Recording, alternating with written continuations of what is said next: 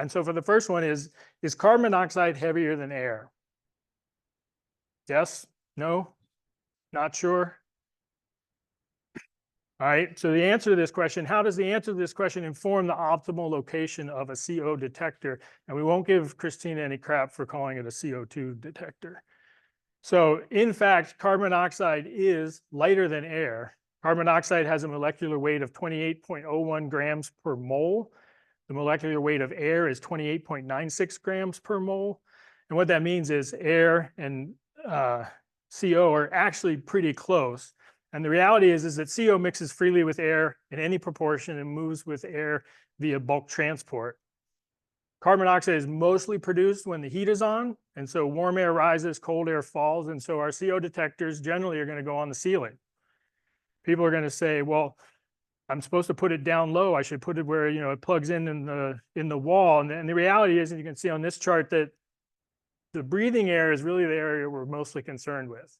Lighter products are going to be way up near the ceiling. Heavier products are going to be down low. So the question is, well, why do we have CO detectors that plug in down low? Well, that's because there's no outlets in the ceiling. So when you see those CO detectors, they're just plugged in because there's nowhere else to plug in a powered CO detector. Now, the new code requires that you put in CO detectors that are hardwired. And when you do that, they need to be outside of each bedroom. And then if the bedroom has a fuel burning appliance like a fireplace, then the bedroom needs to have a CO in it. You don't need COs on every level. You just need them outside the sleeping areas. Areas where we're going to look for them, and this is from code check. So you can see on the left here. There we go.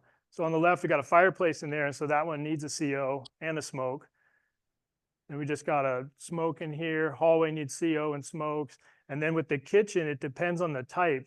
It's like 20 feet for a photoelectric and 10 feet or 6 feet with an ionization type. And so if you have smoke detectors in the kitchen, it's generally not a great idea, but you want to make sure that they're far enough away so you're not going to get nuisance tripping with those.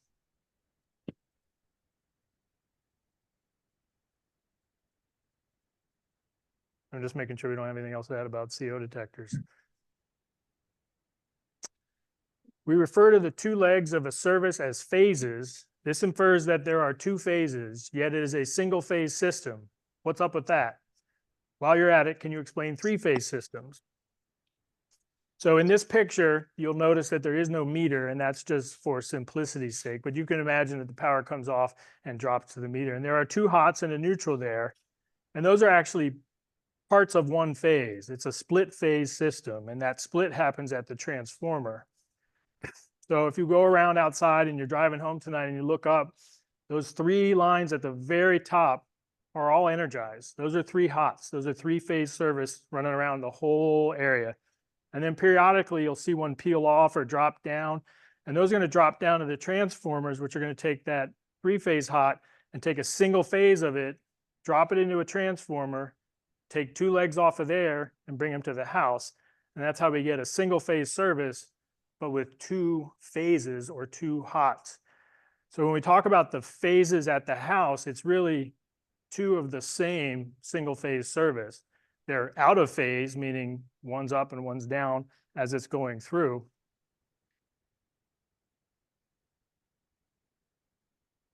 So most of your residential buildings are going to have a single-phase service. Your commercial buildings and some larger residential buildings will have a two-phase service. So we'll back up a little bit and we'll talk about power generation.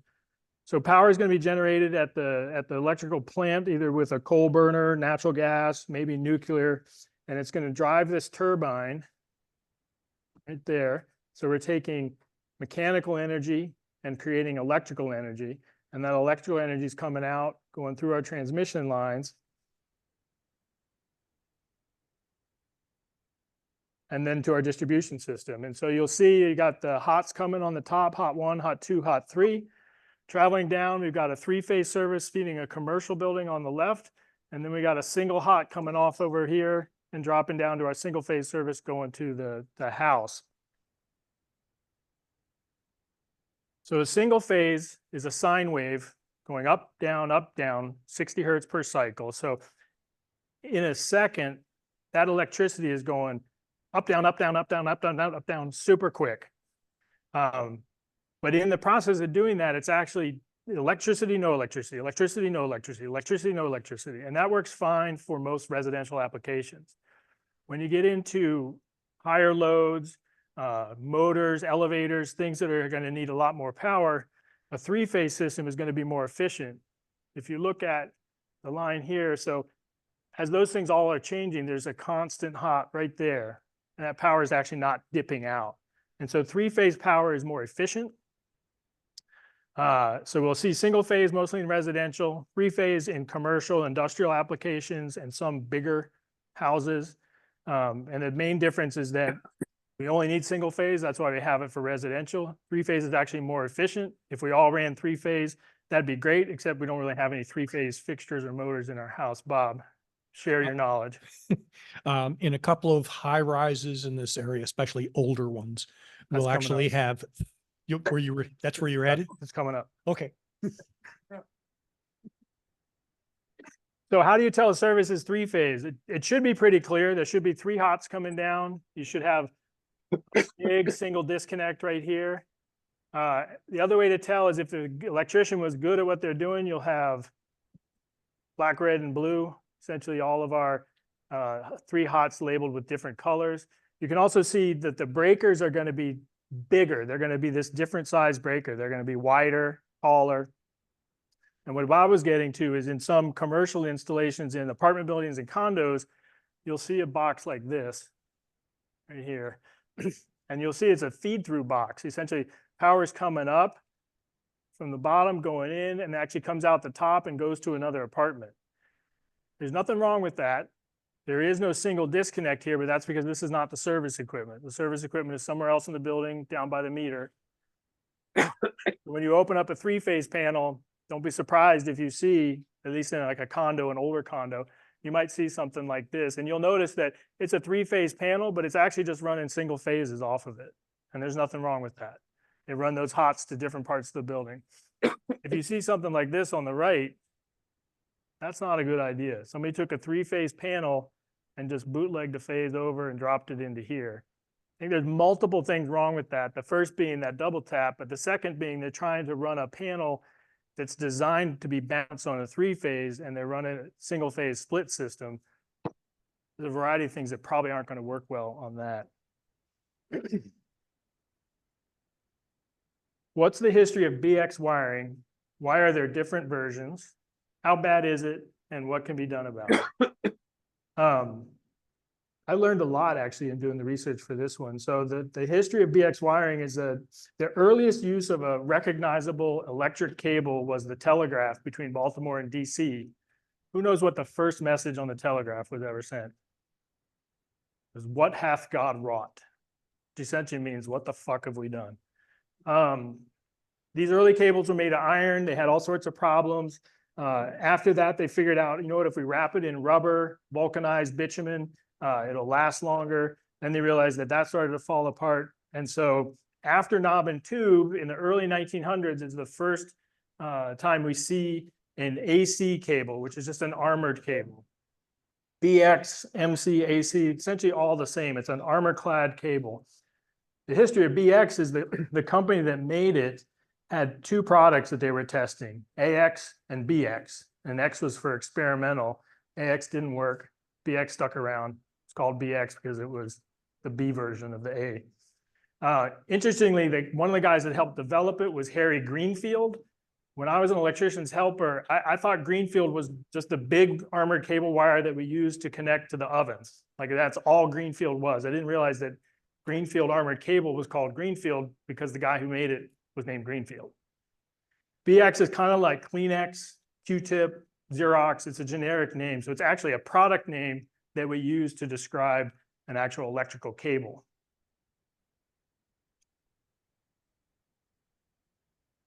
So what are the different versions? BX cable is a brand, like I just said. It goes from BX to AC, which is an armored cable. BX did not have a ground wire, a bonding wire. It was hot and neutrals wrapped in a cable, an armored cable. That armored cable is made out of steel. If you've ever tried to work with it, if you try and make an adapter on it, it's really hard to cut. Even if you use like the roto split, it's really hard to burn through. when you're working on BX, it can be a really difficult product to work with. You may have experienced it where if you're like replacing a ceiling light fixture, and you go to take it apart, and every time you go to just like grab a piece of wire, the insulation just breaks off and breaks off and breaks off. And now you've got like 3 inches of uninsulated wire and not enough wire to actually make a good connection. So when you're wiring with BX, you need to be careful. Sometimes you actually need to abandon it and run some other wire. As that material advanced, they started to include an aluminum strip inside it. And sometimes it was like a flat ribbon tab, and sometimes it was an actual coil or a wire. That was there to bond the housing of the armored cable. It was not designed to be a ground. So you can ground these devices properly. Well, I should say, you can ground them effectively, but not properly. So when you see a BX cable and it's in a grounded outlet, somebody has put a bootleg ground on there. They're either grounding that outside coil or grounding the box somehow.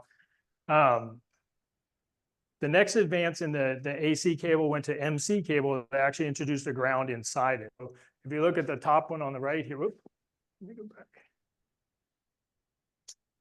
So this one has that little aluminum strip right there. And that was to bond the coil. So it was actually supposed to be bent back, wrapped around the shroud, so that and the box it was connected to were bonded, but not necessarily providing the appropriate grounding path.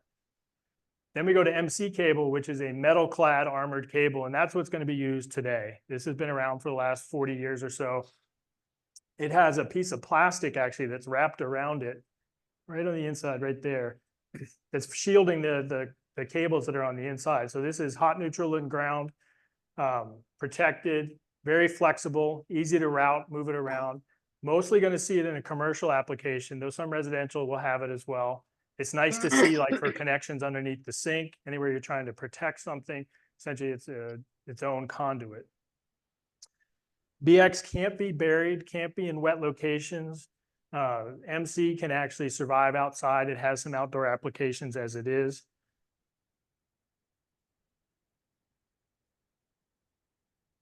So old BX wire can be risky due to several issues. The insulation, like I spoke about, is not effectively grounded because of the limited number of circuits. They can be overloaded with devices. It's difficult to modify or repair. You can see on the picture on the right is where it's got that little flat aluminum tab. Again, that's BX, not a grounding conductor, but a bonding conductor. One option, and I think Ruben talked about this earlier, is that if you have BX, you can abandon it, which would be the best solution, not always the most cost effective. You can leave it and run circuits off of it, or you can add GFCI and AFCI protection. And all that's going to do is essentially cause the power to trip when there's a fault. It's going to make the use of that outlet safe, but it's not going to provide a grounding path. And that's why it's going to be labeled no equipment ground, so that you know that when you're plugging it in, it's not actually a grounded receptacle, just means that it's protected from a safety standpoint. The best solution is to find a ground, get it in there. In older houses wired with BX cable, can the original 2-prong outlets be upgraded to 3-prong outlets, provided they're properly bonded to the original metallic boxes? I mean, they can be bonded to the original metallic boxes as they are, and actually they should be that way, but that's not going to provide a proper ground path. And so just like we were talking about a minute ago, adding a GFCI or AFCI is going to help provide the protection, but it's not actually going to make it a grounded conductor or grounded outlet. So electricians will sometimes install these, but the real solution is going to be adding some sort of grounding electrode to take it back to the panel. Can someone please explain this thing about separating grounds and neutrals in the sub panel? I know that when I first started, I was on the forums and I would always read, and Jerry Peck would always be like flaming people for calling it a sub panel. So all of them are panel boards. The service equipment, where the service comes into the house, is the service equipment, and that's where the disconnect should be.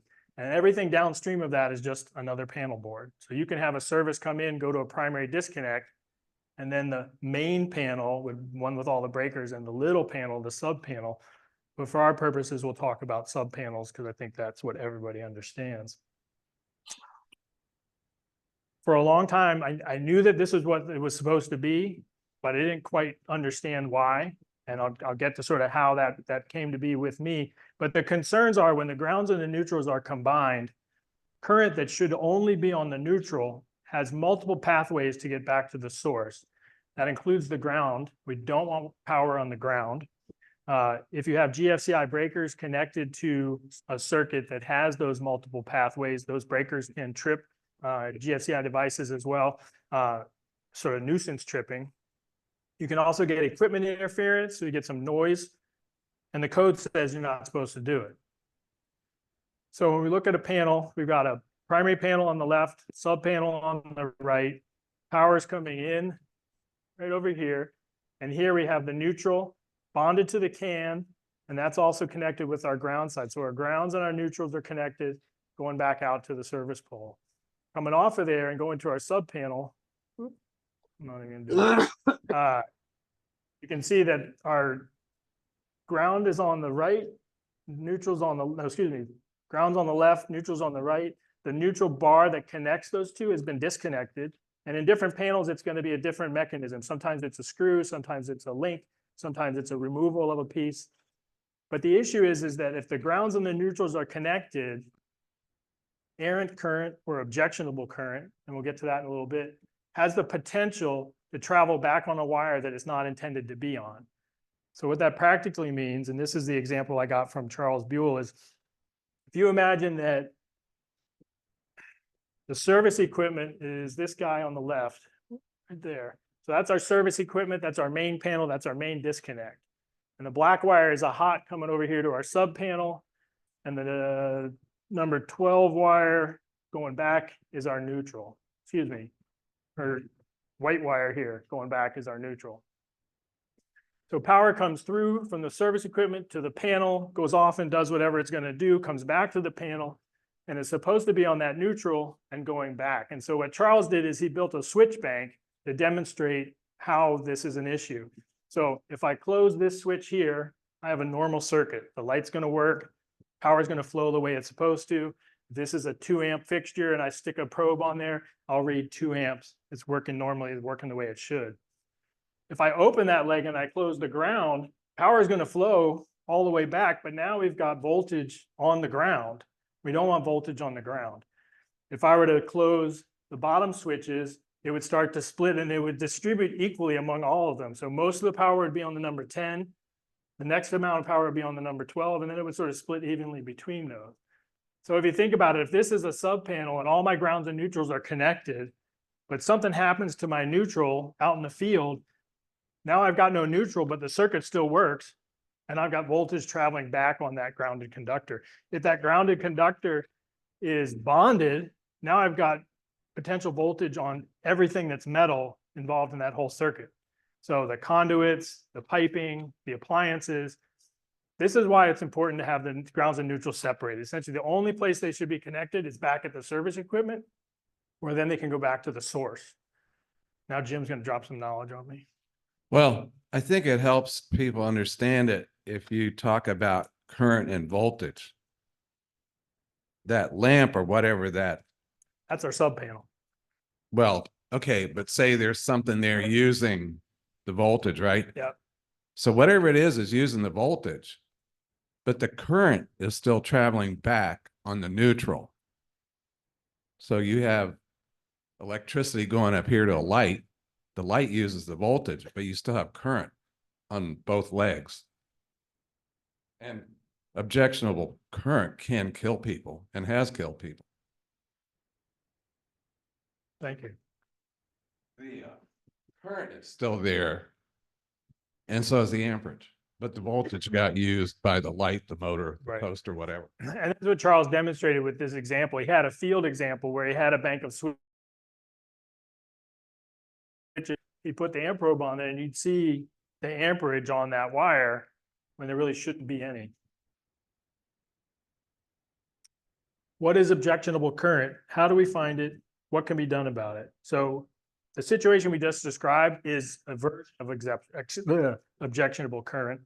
In our illustration here, essentially there's a break in the conduit, but because the voltage isn't being, or excuse me, because it's not bonded all the way through, our little guy there becomes the jumper. He's touching two parts of the metal that shouldn't be carrying any current, getting shocked. If you think about the noise that's sometimes created in these rooms or on our electrical equipment, when you plug something in and you get a hum, that's an example of objectionable current. It's also an example of a ground loop. The National Electric Code doesn't really assign a value to what objectionable current is. It sort of leaves it up to the observer. However, UL states that any grounding conductor over 0.25 amps is unacceptable and should be remedied. So objectionable current is the flow of current on grounding and bonding paths that is not intended to occur. It can be dangerous, can be a shock hazard. Objectionable currents occur when the equipment grounding conductor is used as a neutral conductor. The neutral conductor is used from one system, is connected to a circuit of a different system. A neutral to case bond exists in the panel board that is not part of the service equipment. A generator system doesn't have a transfer switch, which opens the normal power of the grounded conductor. The main concern is objectionable current is dangerous, and whenever it's identified, it should be remedied. Oftentimes it's a simple fix, starting with the sub panels. Sometimes it's device specific. Ruben had that example of, putting his volt sniffer up against different pieces, and you'll see that there's actually power there.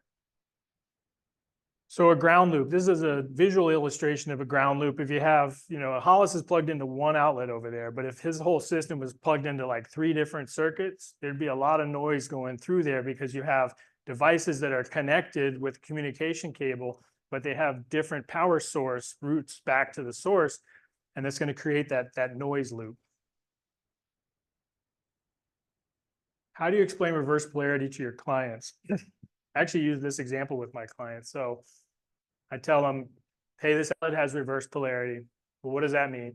It means most of the things that you plug in will actually work, but the devices are going to create a hazard, and one such is going to be a lamp. So if you think about it, when you plug in a corded plug for a lamp fixture, there's a switch. And so power is going to flow right up to that switch, and it's not going to go anywhere until you turn the switch, and then it's going to flow through the device or the lamp.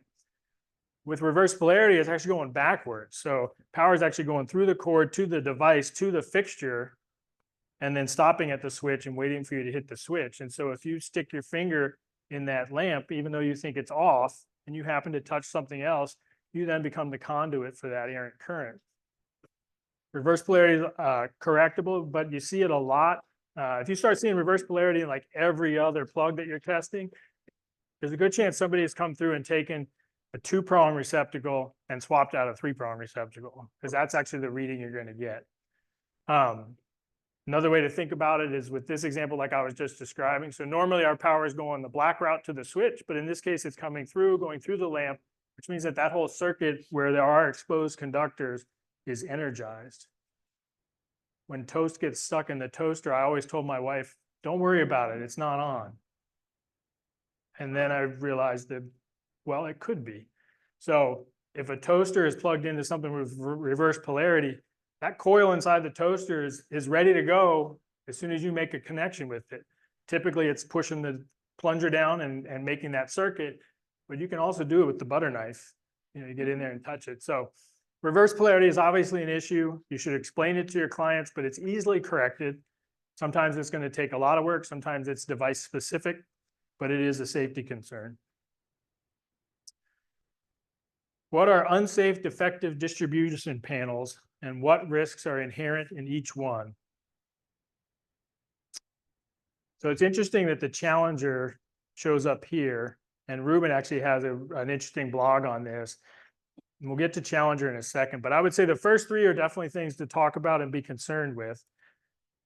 So the Zinsco panel, you can sometimes they'll have different labels on them, but they're always going to look similar. It's going to be a long strip.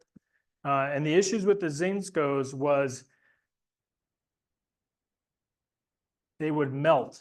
The breakers would melt to the bus bar, and as a result, they wouldn't trip when they were supposed to. So the heat being generated caused the breaker to melt. The breakers wouldn't trip. overcurrent situations would then either cause shocks or fires. So Zinsco essentially, if you see one, panel should be replaced. Alan, Yes, also I see here. I've seen Zinsco's also labeled I guess sister company with Sylvania. yes. Same thing. And GTE, because GTA Sylvania bought Zinsco, continued to produce that product and then stopped. The house I grew up in had a Federal Pacific panel. I didn't realize it was an issue until I became a home inspector. I do remember though that my parents were having an issue with it, and I called my friend who was an electrician and he came over to look at it and he just laughed at me and said, "Why didn't you just tell me it was a Federal Pacific panel?" I was like, "I don't know." And he said, "They got to replace it." I was like, "Oh, okay." We always had nuisance tripping. I never took the cover off at that point, so I didn't know about them falling out. But the concerns with the Federal Pacific panel is breakers not tripping when they're supposed to, breakers falling out of the panel. If you ever see a Federal Pacific panel like this, it should get replaced. You will see in some older condo developments down around DC where the whole building has Federal Pacific panels in them. And it's been interesting because like as I first started doing inspections 20 years ago, I would mention it, you know, the issue is, well, it's a condo association issue. The condo says they check it every year and it's fine. We're not doing anything about it. And I say, well, you know, here's the issue with it. It has this potential. Everybody you talk to is going to tell you to replace it. And slowly over time, when I get back to those condos, I see that they've come in and now actually all replaced all of them. So that sort of has caught up with the times. The biggest issue with this one and the Zinsco, oops, is that it's old. I mean, if you see a Federal Pacific or a Zinsco, it's 50 plus years old. That's an old panel. If you see some of our modern panels as they get older, they're probably going to survive fine, but these older panels are basically not that safe anymore. So with the Federal Pacific, you can see on that left side that the insulation around that wire is melted because of the heat. You can see the panel when you open it up is smoke stained from all the different things. I will see these, and I don't really have an issue with these. So this is a main disconnect or a disconnect. It's a fuse disconnect. And so the fact that it's a Federal Pacific is really just, that's who made it. But I don't see any real issue with these. The only issue would be the fuses. Open this up and it's got the original fuses in it. You know, those fuses should probably be replaced. Danny? How many here take the cover off a Federal Pacific box? I don't. And that's a choice. In part because I did have some fallout Yeah. once. I had an electrician who actually did a thing with us here who told us, don't take it off because they can fall out. And if they're hot or deteriorated, they're going to break apart. You broke it. Yeah. You're paying for it. That's definitely a risk, and you'd be fine, I think, just saying, hey, this is a Federal Pacific panel. You should have an electrician look at it. It needs to be replaced. The main reason I'm checking it is that I want to see if there's something else going on in there, because it's been in there so long. Somebody's gotten in there and messed with it and done something else to it. And the panel could be perfectly fine as far as the breakers are concerned, but there may be some other issues in there. But I agree, it's risky. You know, you got to look at it, sort of see if it's come off and on a bunch of times. There's a couple screws missing. There's some pointed screws, replacements. Yes, sir. Use your mic. Yeah, there's a company called Connecticut that makes breakers for Federal Pacific. They make them for Bulldog too. And you can buy Connecticut breakers, pull out the Federal breakers and put it in, and that's perfectly acceptable. It is, but you're still dealing with a breaker panel that's 50 plus years old. You're putting in new guts. If for some reason you can't replace that panel, I mean, those breakers are expensive.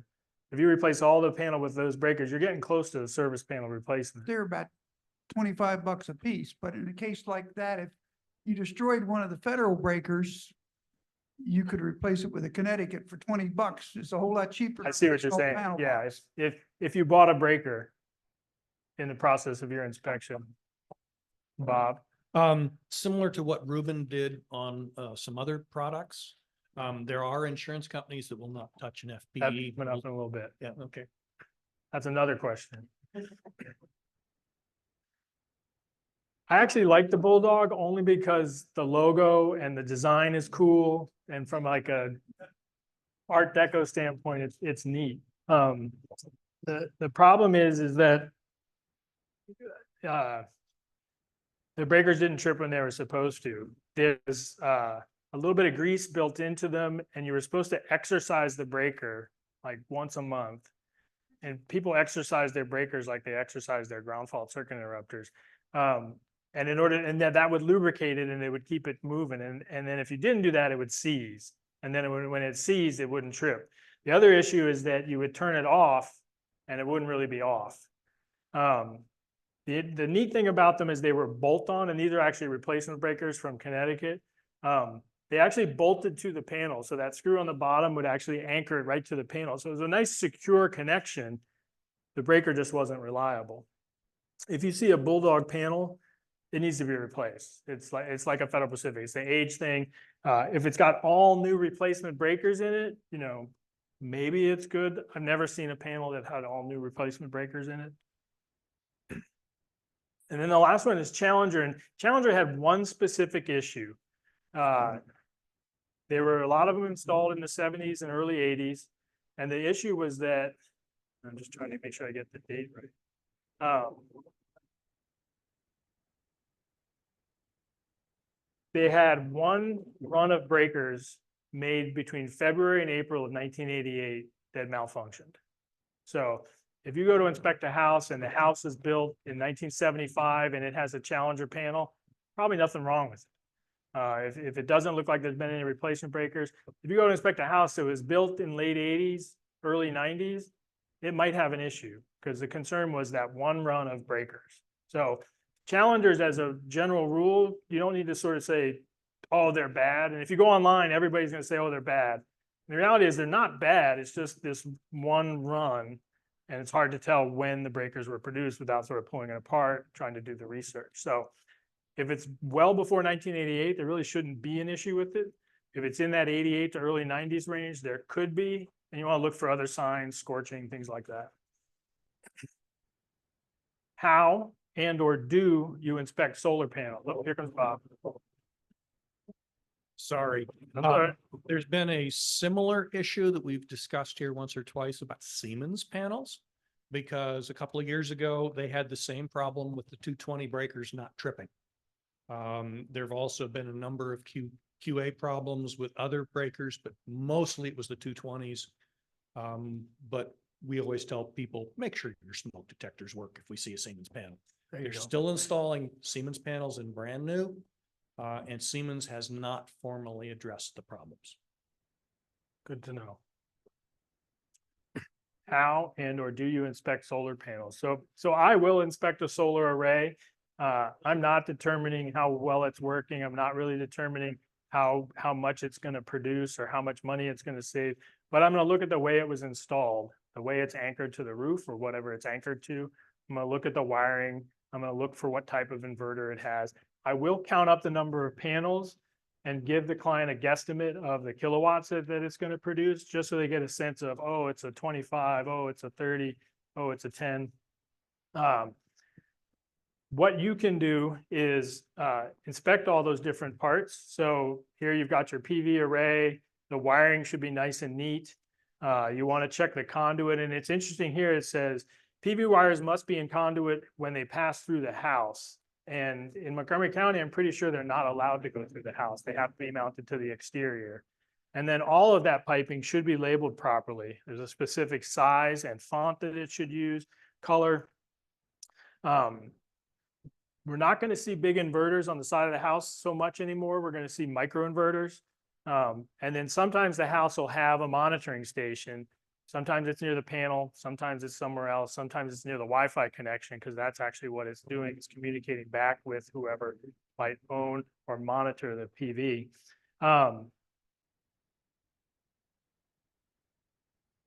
At the panel, there should be clear labeling that there is a secondary power source.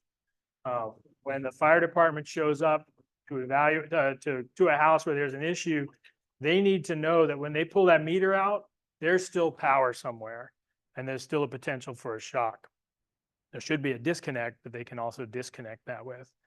One thing you can do when you're doing an evaluation is if you have an infrared camera and you shoot it at the panels during the day, if you see hot spots, those are cells that aren't functioning anymore. And so you get a sense of, wow, this one's losing a certain percentage of its life. And this is going to be in panels that age. You shouldn't see that in a new panel. The bottom section is an inverter before a panel gets installed over the top of it. But essentially, there's a small inverter for each panel in those systems, and that all combines and goes back to the inverter to the meter source. The other thing you might see is a solar hot water system. Like about 20 years ago, I went down on the mall when they had the solar decathlon, and I saw one of these evacuated tube solar collectors, and the science behind it is super cool. So there's a pipe that flows through the top that has a heat exchanger, and then those glass tubes have a small copper tube in there with water in it, and essentially sun hits it, steams that water, rises up, heats the water in the heat exchanger, and then you've got a circulator and it's making tons of hot water. A drawback on this system is if you're using it as part of like a hydronic heat, it's great in the winter, but in the summertime you have to dump all that heat because you got this solar collector that's producing way more heat than you can deal with. You can turn it off, but you need to then shade these things. And sometimes you'll see them, they'll have automatic shades that roll up and roll down over the top of them. But the concept is really cool. This is sort of what you were just talking about, Bob, as far as some of the Siemens. So this is Steve's question from last time. What is that chalky substance I see frequently on breakers in the electric service panel? On one hand, white chalky corrosion is a sign that the panel's getting wet, that there's some sort of electrolysis happening, something's causing it to damage. Sometimes people will say, that's not corrosion, that's a sealant that was put in there that is just oozing its way out, and it's not actually an issue. So on the left, that's a breaker where that sealant was applied. It's actually inside, and it just forms that dust and starts to leak out. Now, in my opinion, that's not a good sign. But from an electrical standpoint, they don't have an issue with it. Same with the one on the right. It doesn't look great, but it's actually not affecting the functionality of the breaker. The important thing to say is it's not a battery. It's not corroding like that battery head is. On the right, you see some more of that same sort of dust. So the answer is look for moisture, but also be aware that some of it can be just the breaker. So if you see it sort of in a lot of different, like on the left here, that's definitely moisture, right? We got a rust stain. It's corroding something. That's moisture coming from somewhere. That's not moisture. That's just that breaker oozing out that paste that's crystallizing. How do you inspect geothermal heating and cooling? Exactly. I mean, it's an HVAC system. Turn it on, check the filters, delta T, whatever you would do for your normal forced air system. It's the same thing you're going to do for geothermal. If you think about some condos that you might go to, they're going to have a water furnace or essentially a heat pump with a water coil connected to it. And the building is going to temper that water depending on the season. And essentially it's like having a split system, but instead of the air being the media that we're going to discharge or soak up from, we're doing it into the water. So our water furnace that we would see in a water loop, like at McLean Gardens or some of your high rises in DC, it's the same concept, except instead of going to a chiller or a water tower somewhere, it's going into the ground. So your coils are going to be going out and back, and the red and blue are really just telling us, it's going out cold and coming back hot, or it's going out hot, coming back cold. But the geothermal is just the heat sink that we're using. So that refrigeration unit is either taking up heat or giving out heat, and we're just using the earth to put it into or pull it out of. So a geothermal system is just a plain old HVAC system. You're not going to be able to inspect what's underground. You're not going to be able to even see where it is. There are a couple of different ways to do the underground part. You can do it in trenches. I've actually never seen trenches going in. I always see wells being dug and them just dropping the loops down that way. I did see 2 open systems where it was pulling water. One was from a well, one was from the river, and discharging it back into that. And you're not allowed to do that anymore, but these were early systems that the homeowner had developed for themselves. But typically you're going to see a well driven down, and the illustration on the right is just another example of that. So a ground source heat pump, which is what they're called, or a geothermal, basically an HVAC system. The heat pump was originally described by Lord Kelvin, where the Kelvin temperature scale comes from. And then in 1855, Peter Ritter von Rittinger had a patent to actually draw the heat from the ground. And then after experimenting for a while, Robert Weber built the first direct ground exchange heat pump in the late 1940s. And the first commercial project was the Commonwealth Building in Oregon. And it's been designated as a National Historic Mechanical Engineering Site. And then at Ohio State, Carl Nielsen built the first residential open loop version for his house in 1948. Took about 30 years for it to actually catch on. And in Scandinavia, it sort of started there. And then with the advent of polybutylene piping, it really started to take off because it made it more economical to use that. These are just some examples of what you might see in the field. So on the right is the water furnace. Essentially, it's a package unit. So we got our condenser, compressor, coil in the bottom, AC unit, or the blower on top, and the heat exchange is happening with our tubing that's on the right there. So it can come as a package unit like this. It can also come as a split system. So the left corner there, that's a split system. It's got a refrigeration line that runs to an air handler that's somewhere else. But the refrigeration line is then coming back to this unit, and the heat pump is doing the heating and cooling of that source material. The bottom one actually has both. So there's two package units. There's a split system on the right. There's a dehumidifier, an HRV. But essentially a geothermal system is a regular system. It's either a package unit or a split system. I've only seen this once, and you should definitely not see it. And this would be a clue when you go to inspect a house that has geothermal. So these are the geothermal pumps. This is essentially what's pumping our fluid, typically water, sometimes glycol. This house and this installation were suspect from the beginning, because when you walked into the utility room, the tubing was just everywhere. It was not plumb straight square by any means. Some of it was missing insulation. Main issue that was going on, as you can see this one cavitating, is that it was sucking. It was going. Those tubes should be full of water. You shouldn't even be able to squeeze them. And that was an indication that there was a leak, which is the first time I've ever seen a geothermal system have a leak. Typically they're not. It's going to be a closed loop all the way down. There really should be nothing, no connections underground. But there was enough going on with this one that I said, you guys got to call somebody to get this figured out. The homeowner who had built the house said, oh, no, it's fine. You know, I said, well, how many times have you had to add water to your geothermal system? Oh, you know, every once in a while. I was like, well, that's not right. That's a closed loop. That should be constant. One really cool thing about geothermal, aside from everything else, is its ability to actually make hot water, or at least to offset some of your hot water needs. It's called a desuperheater, and it's a little device that's going to be attached to some of the heat pumps. If you go back, this guy on the right might have a desuperheater connected to it. The desuperheater is going to run a loop of water from your water heater or your water collection tank and run it into the side of the air handler. And so right down here is a little heat exchanger, and you can kind of see it. It's back over here as well. And what that's doing is, instead of sending that heat into the ground, it's sending it into the water, and then you're collecting that water in your water tank. Sometimes you'll have like a tank and then an actual water heater. Sometimes it'll just be with the water heater. You can sort of, this is a natural gas water heater that has that loop connected to it. Now in the winter, there's not a lot of heat coming off that loop. That loop is going to be cold going down. And so it actually has a reversing valve, just like a heat pump, and it's going to cycle that depending on how much heat is being generated. So, excuse me, flip that around. In the summer, it's cold going down. It's not going to make a lot of hot water in the summer. In the winter, it's going to make a ton of hot water.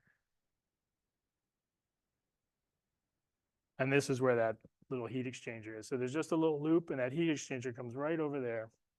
And it's just going past there. And as that hot liquid is going back to the ground source, It's just doing a bypass run on there, and the heat exchanger is letting it pick up and making essentially free hot water because you have wasted heat going down. What is the truth about R22 and replacing old AC units?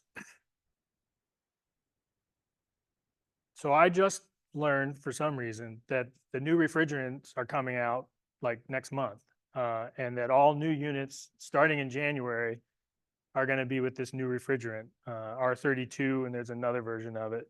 And the biggest concern is that that refrigerant is flammable. Say it again.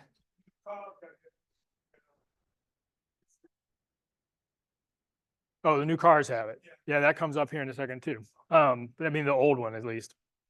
So R22 is an older refrigerant. The concerns with all the older refrigerants were that when they leaked, they were causing holes in the ozone or adding to the global warming conditions. And so over time, the EPA has been triaging them out.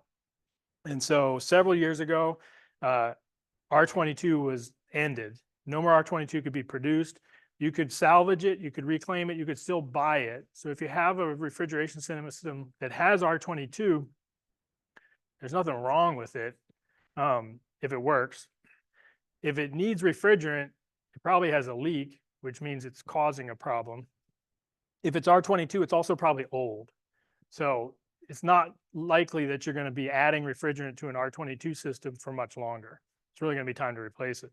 You're going to jump from the R22 to the 32 because the 410s aren't going to be available for much longer. And that's where we're at now. So the 410A, which came after the R22, is being phased out as well.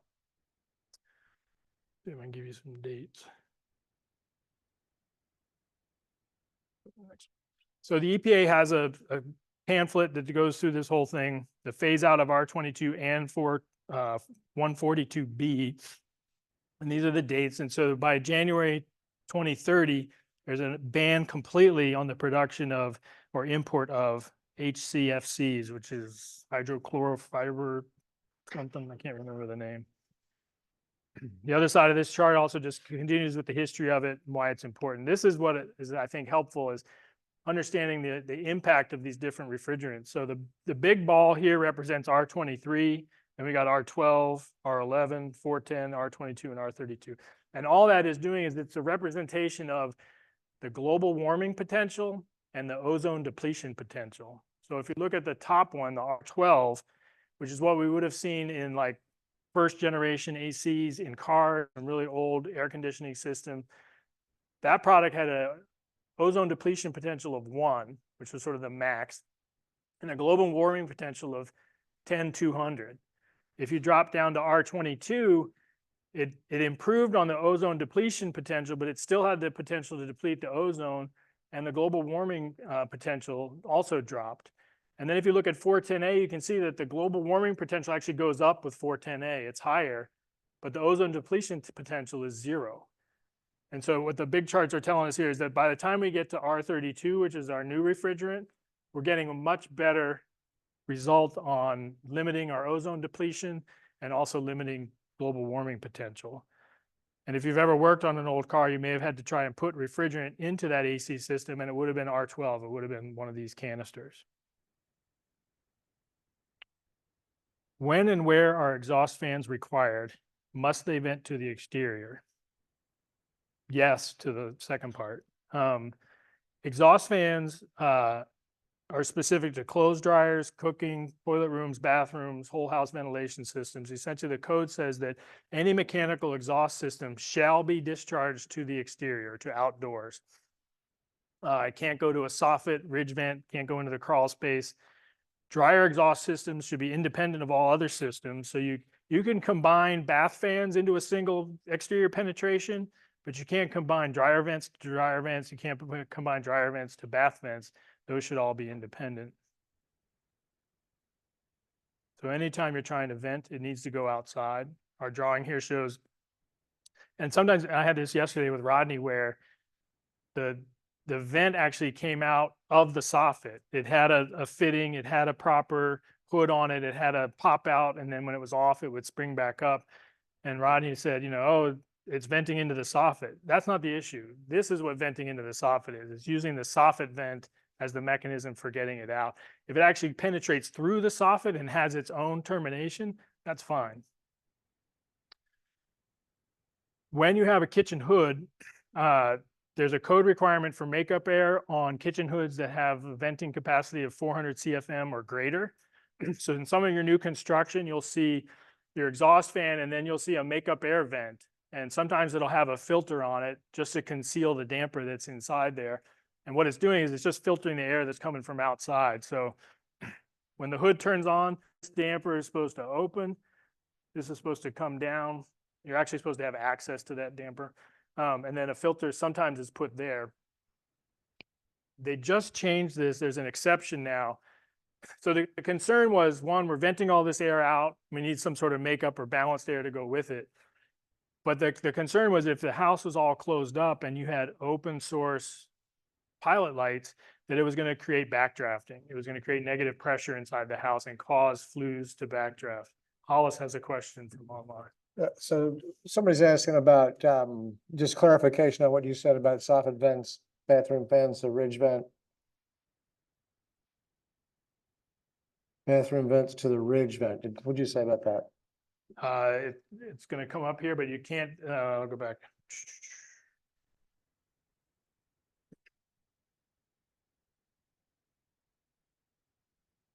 So the code says, the air removed by every mechanical exhaust system shall be discharged to the outdoors in accordance with section M1504.3.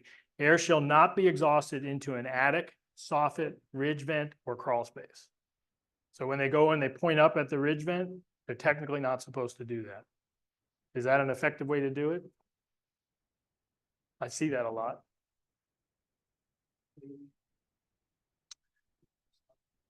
The interesting thing about the makeup air exception is that if you have all sealed combustion, combustion air being drawn from the exterior, so your high efficiency furnace, high efficiency water heater, sealed chamber fireplace, you actually don't need the makeup air anymore.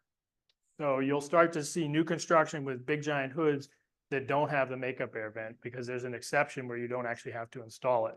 You will sometimes see it connected to the HVAC system.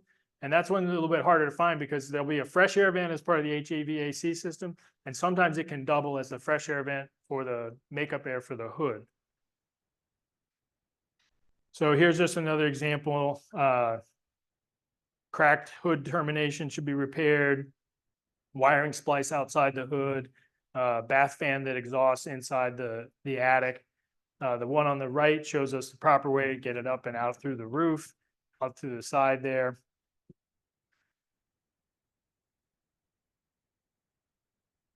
Are there some products that make a house uninsurable? Buried oil tanks, knob and tube wiring, Federal Pacific panels, fuse panels, etc. Maybe, right? I mean, Ruben went through a list of insurance companies that wouldn't insure knob and tube.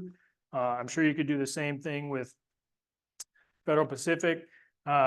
You know, buried oil tanks, you know, if it's an operational fuel tank, and I don't know why they wouldn't insure a house with buried oil tank, but if it's a abandoned tank that hasn't been properly abandoned, you know, there might be some issues.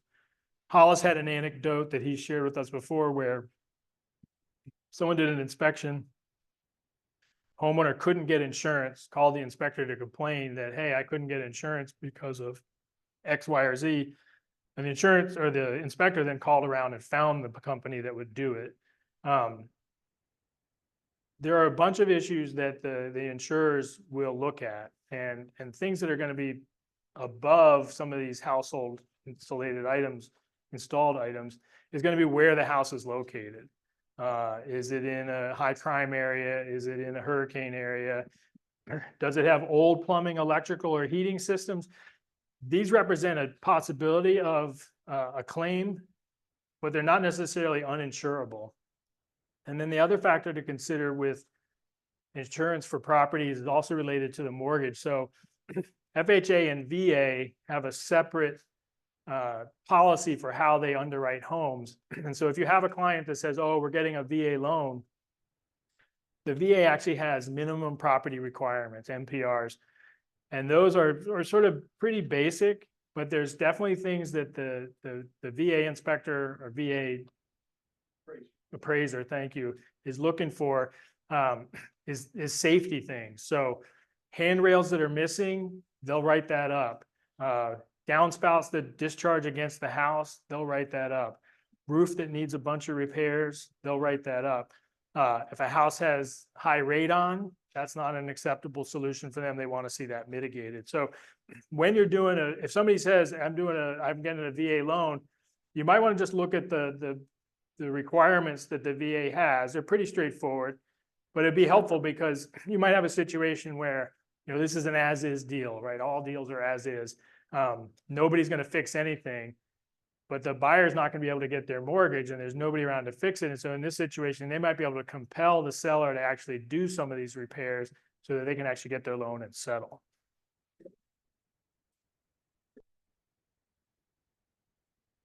Then there's other issues like homes built on pilings,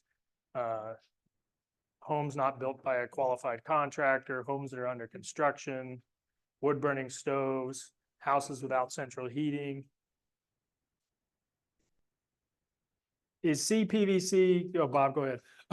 One other category of people is something known as an ag loan, is basically the same rules as a VA loan. I don't really do inspections outside the Beltway, so. Is CPVC the new polybutylene? Maybe. So polybutylene, as we all, I'm sure know, had a bunch of issues. And the issues were related to the plastic fittings and then the way the copper clamps were clamped. And some of that was operator error, calibration of the tool. Some of that was failure of the pipe and the fittings due to its interaction with chlorine, heat. Polybutylene, as a general rule, if you see it, it should be replaced, right? Even if you've got short sections somewhere, it's not any good. CPVC, on the other hand, does have some issues. When it gets hot, it can warp. So if it's not adequately supported, you can start to see some movement in it. It does have some incompatibility issues. Installation is probably the biggest issue. They're snapping the fittings, they're snapping the pipe. There's all sorts of debris in there. It gets clogged. It can cause all sorts of issues. Poor welds with the solvent. Essentially, it's a ticking time bomb. It's sort of stuck in there, but as it goes through contraction and heating cycles, that joint just starts to fail and then it can pop off. So there's some examples here of just the things that are happening with that CPVC. The interesting thing I learned is it reacts with certain sealants. So fire caulks, acoustical sealants, duct caulk, communication wires, the housing on your Cat5 wire, if it's laying on top of the fire suppression pipe, over time, it can actually cause deterioration. The rodent pellets that you'll see like in the attics, antifreeze. So a new construction inspection, you really shouldn't see anything touching the pipe. And so you can different examples of how stuff can be in contact with CPVC. And it's important to recognize that the fire suppression pipe and our flow guard are sort of yellowish potable water distribution is all the same product, CPVC. So CPVC has been installed and in use for 60 years. If it's installed correctly, supported correctly, shouldn't have any issues, but there are parts of it that can fail like any other plumbing system. I don't know that CPVC is the new polybutylene, because I don't think we're going to end up with a lawsuit about it. And the next question is, well, is PEX the new polybutylene? PEX is really great when used in the right application. It's known for its flexibility, durability, cost. This is an example of a nicely done plumbing setup, right? That guy likes being a plumber. That looks good.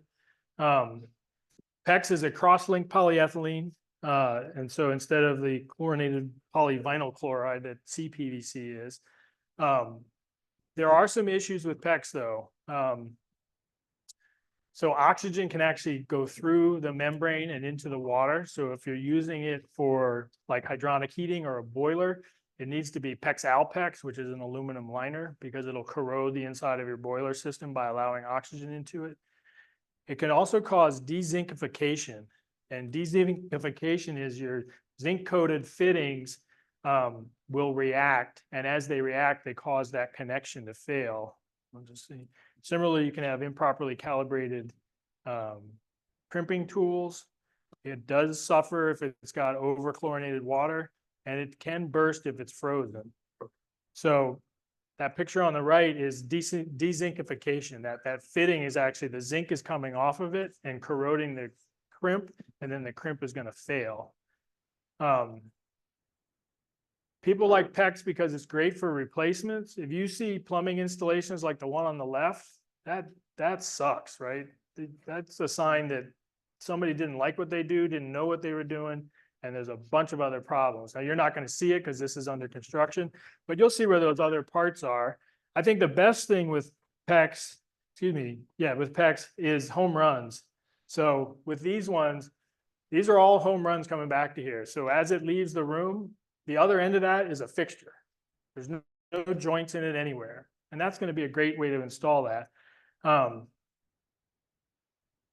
It's where you see all these little short sections, like above the water heater here, when you see somebody using it to connect to something else. So new construction, home runs with PEX, great. Retrofits with PEX, you want to keep an eye out and look for it. I have PEX in my floor, but not in the distribution system. People will always ask me about our next question, which is copper. And yep. Yeah, I've heard there's an issue with UV light on PEX that Yes. causes it to go brittle. And so it should not be exposed anywhere. So it shouldn't be outside, it should be enclosed everywhere it goes. So it's not suitable for outdoor applications. I always tell people that they'll say, well, is CPVC a good pipe to have? What about this pipe or that pipe? I used to tell people all plumbers have copper in their houses. I have copper in my house. That's maybe not the case anymore.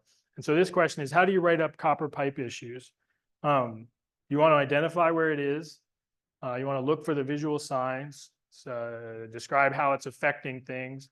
You might theorize about the potential causes: corrosion, pinhole leaks, improper joints, freezing.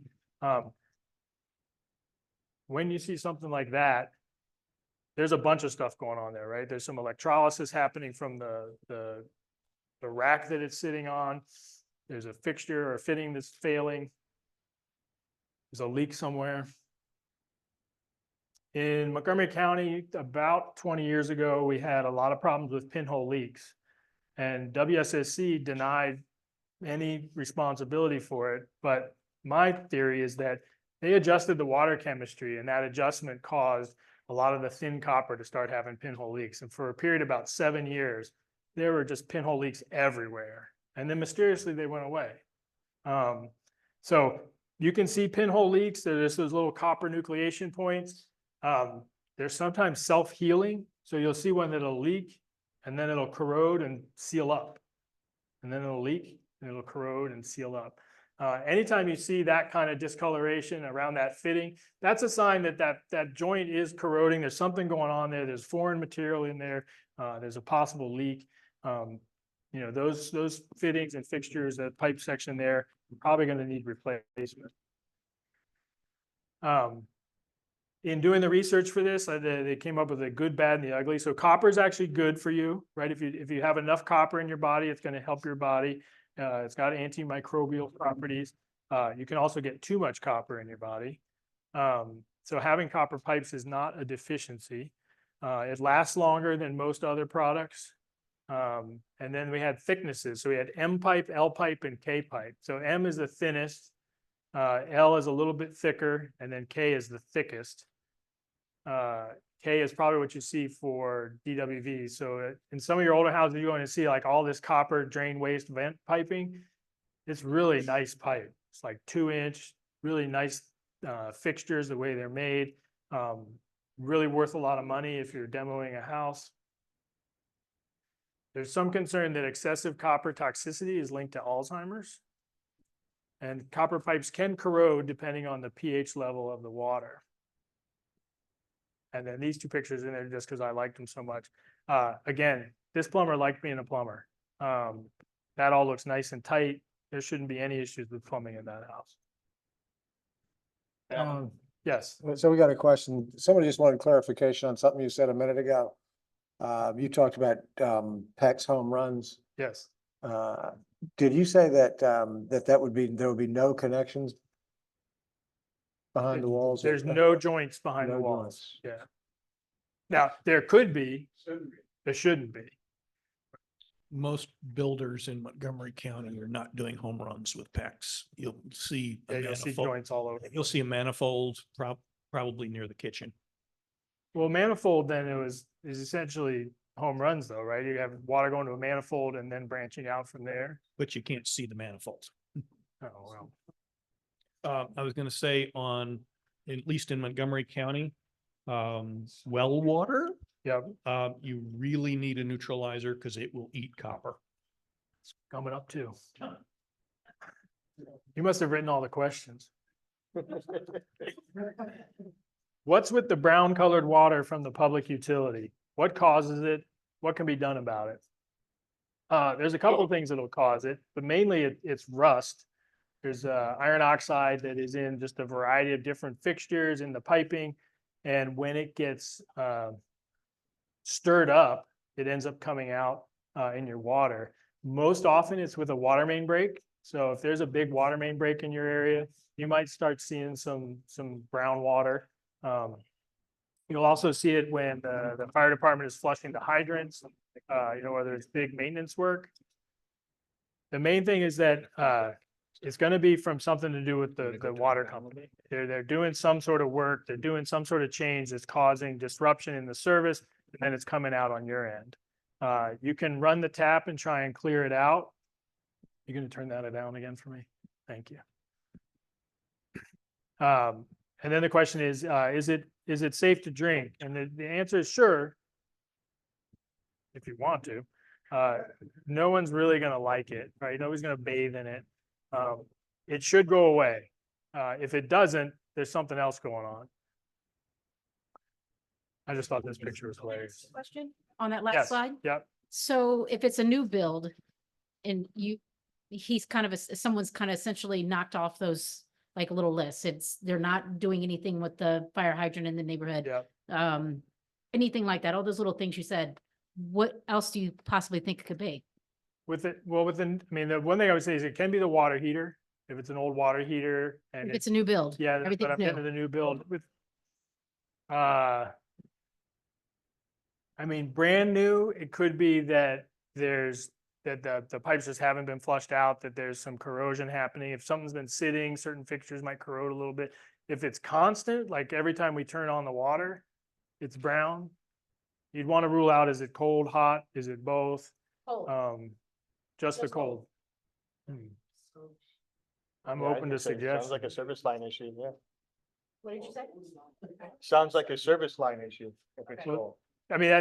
There really shouldn't be anything in the house system that's causing it, especially with new construction. If it's in a new development, yeah, so it could be related to the new development, just in the process of installing the surface there. But that's all going to be plastic. It'd be sort of unusual, but it sounds like that's your house or a house you know. My son. All right. He just got back from, he's It- in the Navy, so, but the house it was in use consistently for the last, since they moved in 7 months. It And- happened today. And it's all the time. Yeah, it was consistent. And it's public service? Yeah, I double checked. It's cold. It's cold on, It's settling out like heater. well, that's what he thinks, but he wanted an opinion of the class. Tell them to use hot only. Okay.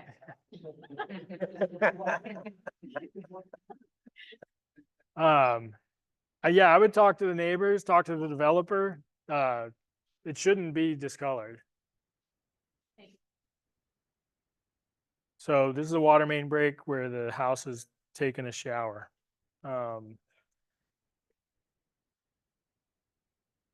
So, and these can all happen from changes in the water source, direction it's coming, pollution upstream. How do you inspect wells and septic systems? I include as much information as I can about these components. So I'll describe where the wellhead is located. I'm going to look at the connections to it. If there's any information stamped, like the well depth or the last time the pump got replaced, I'll give people an idea of that. Typically, pumps are going to run 15 years and then conk out, and you'll know when they're not working. There should be a surge tank. Surge tank is just like the expansion tanks, and so they have a bladder in them. They can fail. You want to look at the way the valving is. You want to identify where the valves are. You want to see where that pipe comes into the building. You want to check the conduit, check the wiring. You want to check the pressure switch. Sometimes the pressure switch will be leaking. The main thing you want to look for, or a main thing you want to look for, is there shouldn't be a valve before the pressure switch. If there's a valve before the pressure switch, somebody could effectively close the water. Pressure switch is going to be, hey, needs water, and that pump's just going to run. So the valve should be after the pressure switch. There can be a sample valve before that, but there shouldn't be a shutoff valve before that.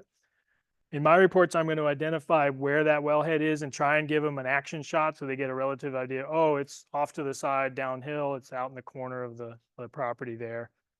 This is what a well pump looks like. Tall cylinder. The one on the left is being replaced. The one on the right is the new one. This is what a drill rig looks like. Same kind of thing they're going to use for geothermal wells. This is the part I never understood, was how does that water go from a pipe going like this to a pipe going like this with no access to that joint, right? The pipe going down in the water in the well is a flexible tubing of some sort, polypropylene or something. And the way it's done is with this pitless adapter. So our normal well pits, that's a pitless junction. That's what all modern wells are going to be. And the pitless adapter is this funky piece where you slide it down and it just locks in place. There's no clamp to it. It's just the mechanics of the fitting sliding together, and then it's got some rubber gaskets. And you can have bronze ones and stainless steel ones. I thought that was really cool. So if you look at the image on the left, when they just pull on that, it's going to disconnect. It's going to look like that. So that's one coming out. That's one going in. And that's how you make that connection. So you'll have sometimes, usually it's going to be a flexible fitting or pipe going to the house, but sometimes not. But that's how they make a joint where you can't actually get to it. This is a property we did last February that had this well. It was about 30 feet deep. And the only issue with it was this cover just was not great. So we recommended that they put a more permanent cover on it or put the pulley in a bucket. For septic systems, I'll do the same thing. I'm going to try and identify where the tank is. Sometimes I'm actually going to pull the cover off the tank and take a picture, try and see the condition of the baffles. Ideally, we will have coordinated with the septic contractor.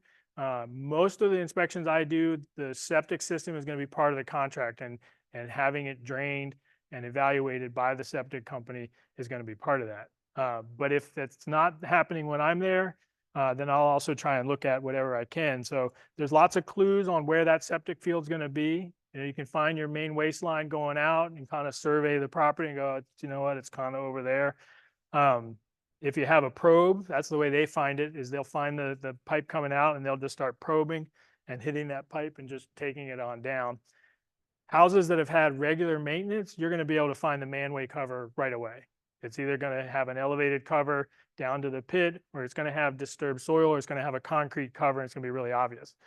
Houses that haven't been maintained are going to be buried 3 feet down, and when the septic guy shows up, he's going to be pissed because he's got to dig it out. But that's a clue that it hasn't pumped out in forever. The way a septic system works is your effluent's going to flow out, go to a tank, and then our clear liquids are going to flow to a distribution box, which sometimes we may or may not have, and then go out into the drain field. The distribution box is essentially just a way to distribute the effluent. In Fairfax County, you're supposed to drain between 2 different fields, and so the distribution box will actually have a valve. And so it's important to help the homeowner know that it's their responsibility to turn that valve once a year or twice a year, depending. so that it uses one field for half the year and the other field for the other half of the year. I don't see people doing that very often. It's rare that I'll find like the valve handle that you'll use for that. But that's what you're supposed to do. It's in the garage. Exactly. And the county used to send out a postcard. To remind you. Yeah. So how does a septic system work? So a basic system is going to be like this image. Essentially, we got sewage coming in, going through a baffle, going through and then out a baffle and out the other end. The concern with the baffles is that if the outflow baffle breaks, you're going to have straight water flow. Essentially, effluent's going to come in and go right out into the field, and it's going to clog your field. So you definitely want the baffle in place on the outflow side. You really want one on the inflow side too, because it'll affect the scum layer and the settling if it's not there. And so the way the tank works is effluent's going to flow in, scum's going to float to the top, sludge is going to float to the bottom, and more or less clarified water is going to flow out to the drain field. You'll also see systems like this, and you'll be able to tell this because it's going to have multiple manway covers and it's going to have a pump, and you should hear that pump running. It might cycle, but it's going to go into a pre-treatment tank, then it flows into an aeration tank, a clarifier tank. Sometimes it has a chlorinator, and then a pump. And this is a situation where it's not flowing by gravity. It's now taking out effluent and pumping it somewhere. This is a property that we did where the tanks are at the bottom of the hill. So on the right, you can see the two manways, and then on the right here is at the top of the hill. This is where the distribution boxes were. The distribution boxes were plastic and had completely failed. This house was only 15 years old. The reason they failed is that the lawnmower equipment had been driving over the top of it and crushing it. And so when they pulled it all apart, they realized that the distribution boxes needed to be replaced. This is inside one of those tanks. So the picture on the left is the effluent baffle in place. Picture on the right is effluent baffles not in place. So that tank needs to be repaired.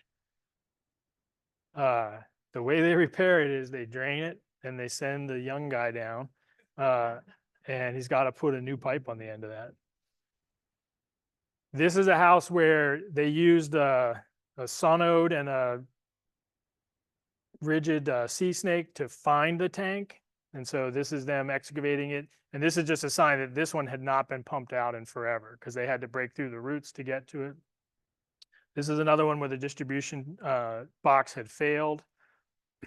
This is one where we're doing a shot of the tank back to the house. The inside of the tank looks good, but when we get down to the distribution field, so on the left here, the tanks are up there on the left, the house is up there. This is where the distribution field is. This is in February. We turn around and look this way. It should not be green like that in February. That field is not functioning properly.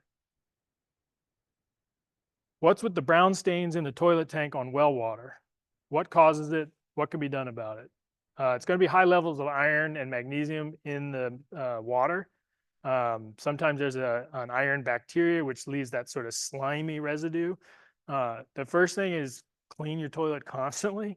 The other is put a treatment system on it. And there's a variety of different things that you can do to pull that stuff out. You'll see this on second homes where they're not occupied frequently, or on houses where there's just no treatment. Is polybutylene with copper fitting safe, dependable on well water? No chlorine. The answer is it's polybutylene. It should probably get replaced. It may not suffer the same issues, but that's the reality. What exactly is a water conditioning system, and what are the benefits for a home? So there's a difference between a water conditioner and a water softener. Water softeners are those salt tanks where we put the pellets in and it doses and the sodium mixes and it gets the hardness to fall out. A conditioner is no chemistry added, but it's doing an ion exchange that's causing the minerals to crystallize. So it doesn't actually pull them out of the water, but it makes them less likely to collect on your fixtures and on your nozzles, on your shower heads and things like that. This is a well water treatment system. So our salts tank or our brine tank is on the right. Our surge tank is the gray one. And then we've got like a media filter, the dosing connection for the softener, maybe another filter on the end. On the right, we've got a UV filter added to it. UV filters are effective, UV lights are expensive. You can tell whether the UV light is functioning or not. It'll either have an indicator or you can see it. Why are there sometimes oil lines with one oil line, excuse me, sometimes oils, why are there sometimes one oil line and sometimes two lines feeding an oil-fired heating appliance? Two lines are typically going to be on an older system. The two lines are essentially a supply and a return. So the fuel pump on the oil burner is drawing fuel and running it through the burner and through the aerator, and whatever it's not using, it's sending back to the oil tank. There are some times where you get air gaps, and that can cause some issues with oil flow. It is in theory a better design. You'll also see ones where there's just a single line. And so here's a couple of examples. So there's two lines going into the top of the tank. These are two lines that were abandoned on the side. I'll come back to the oil burner. But a solution when you have just a single line is to install a Tiger loop. And that's the device on the side of this boiler. And the Tiger loop essentially takes a single pipe system and makes it into a two pipe system by recirculating the oil back around to the pump, and it de-aerates it. The oil burner switch at the top of the stairs. There was a code requirement, which I could not find the citation for, that on an oil-fired boiler, you needed to be able to turn it off from outside the boiler room. And in some of our older houses, the whole basement was the boiler room. There wasn't showing any room designations. And so that's where that switch would be. And it was so that somebody could safely turn off the heat if they smelled something. I'm not sure why. The thing to keep in mind when you're doing inspections is, yes, please, It was for run-on fires. run on. Run-on, because your basement or cellar would fill with black smoke and you couldn't see. To get to it. You couldn't see to get to it. You had to turn it off upstairs. Thank you. The thing to keep in mind is, go ahead. That's why they started putting switches on up at the top of the stairs, because, you know. The thing to keep in mind is in the houses that have been retrofitted, in some of your old houses, that disconnect may still function.